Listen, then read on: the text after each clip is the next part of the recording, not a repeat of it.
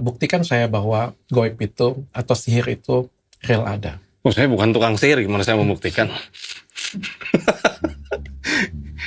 Paling kalau itu Kalau nggak dibuktikan kayak gimana bagaimana cara saya? Kemarin juga Ferry Iwandi sampai bilang kan, kalau memang ada santet saya, nggak ada di santet.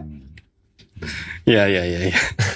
Gini dok, ya, soal sihir ya, tadi sudah dijelaskan panjang lebar sama Ustadz Khalid. Ya intinya betul banget, karena memang ketika kita mempercayai entitas setan itu memang ada ya.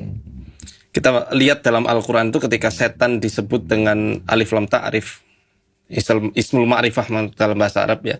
Asyaiton itu pasti jin. Tapi kalau pakai nakiroh biasanya akan ada mudhofnya itu, yakni insan atau jin. Ada kadang setan manusia, setan jin. Tapi kalau pakai alif lam ta'rif berarti disebutnya asyaiton, yaitu iblis atau dari bangsa jin itu sendiri. Kalau tadi dokter bilang nggak percaya adanya setan, nah kalau kita baca Quran, a'udzubillahi minasyaitonirrajim, kita mau berlindung dari apa kalau entitas itu nggak ada?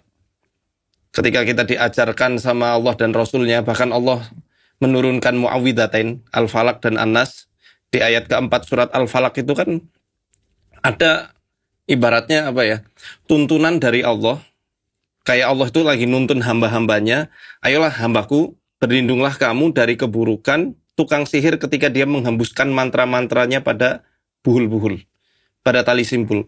Kalau memang realitas sihir itu tidak pernah ada, ngapain Al-Quran sampai menyuruh kita selaku hamba Allah untuk berlindung dari yang namanya kejahatan sihir?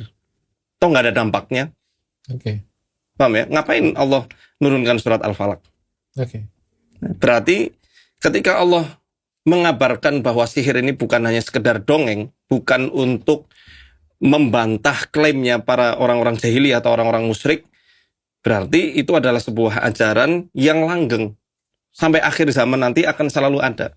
Apalagi dalam Al-Baqarah yang ayat 102 itu dikabarkan kan, wa ma kafara Sulaiman walakinna syayatina kafaru yu'allimuna an-nasa sihra. Sulaiman tidak kafir, yang kufur atau yang ingkar adalah setan-setan yang mengajarkan sihir kepada manusia. Dalam bahasa Arab, fi'il mudhari itu kadang-kadang yufidul istimrar. Istimrar itu artinya kelanggengan.